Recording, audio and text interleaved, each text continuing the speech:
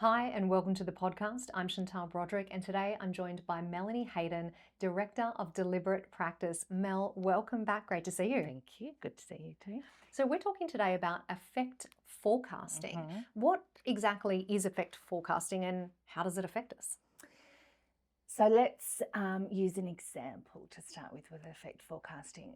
Have you been a situation coming up or an event or something coming up and you think to yourself, oh, I'm going to be so nervous here. I'm not going to do very well. Everyone's going to think this of me, da, da, da, da.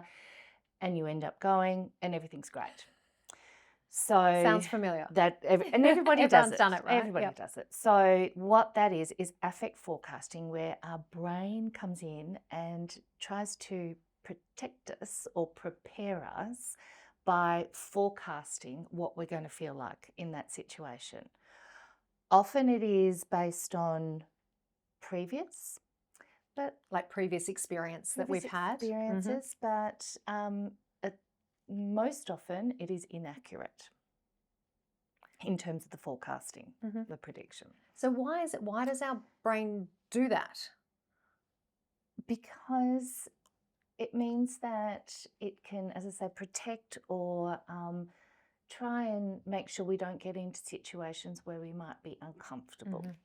Our brain doesn't like discomfort and at all times will try and remove discomfort or make sure we don't get into a situation like that. So this is where the little voice comes in. Everybody has a voice. Our little voice says, oh, you don't want to be doing that.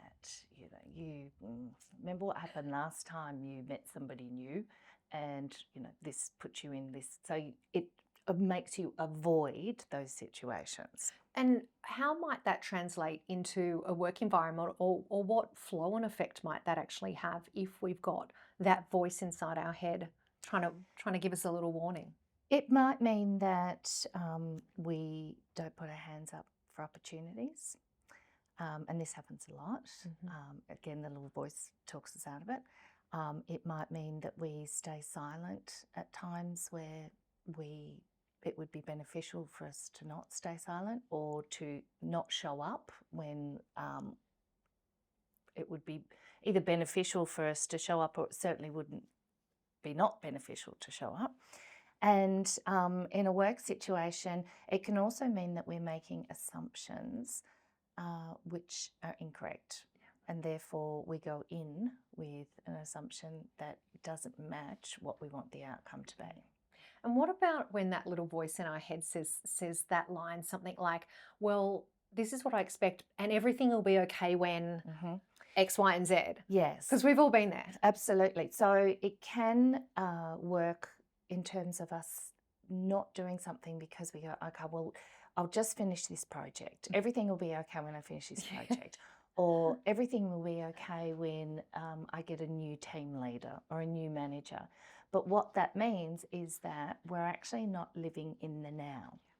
And we're putting things on hold and we are not taking, again, agency for how we are being. We're just saying, well, I'll just wait. I'll wait until this is finished and then everything will be okay. So almost touching back on what we talked about earlier, besides that, I guess, protection mode, why is our brain doing this? What is it about the function that's happening there? Because it's telling us a story. And our brain is a fabulous storyteller. And it is saying, well, if you do this, this is going to be what happens.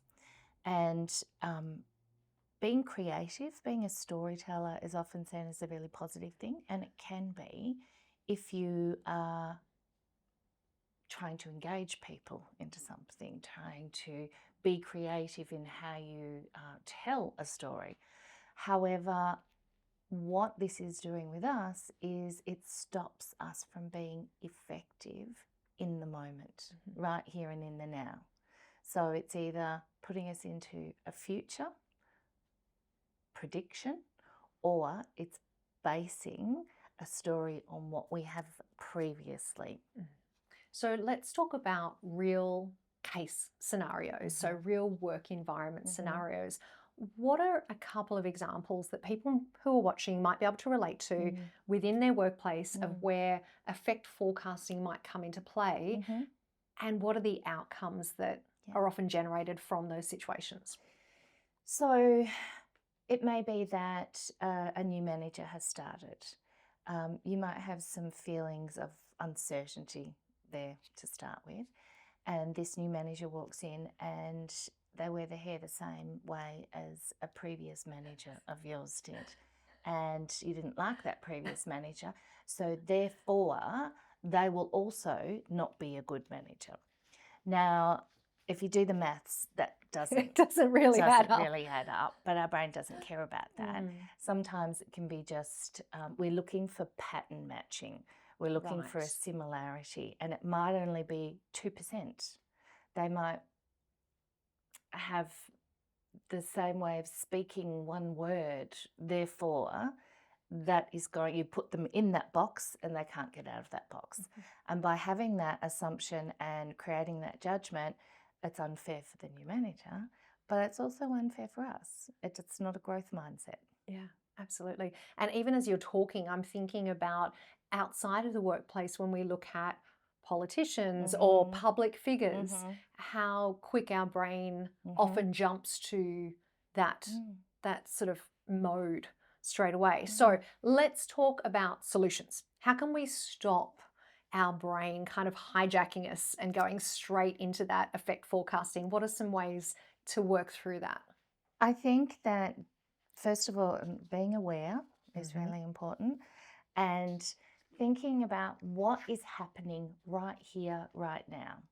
So, not what has happened before, Mhm. not what we think may happen in the future, but right here, right now, what is happening and what is required right here, right now. What is going to be most beneficial? Not for keeping us out of discomfort and our brain talking to us that way, but what is the best way that you can show up in this situation? Mhm. So, again, just being able to pause and be conscious of how your thoughts are impacting your emotions and therefore impacting your behavior, and bringing it back so that you can control what is happening right here, right now.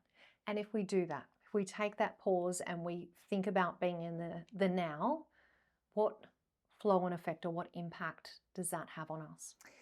It means that we can be much more present. It means that we can properly listen to what's going on.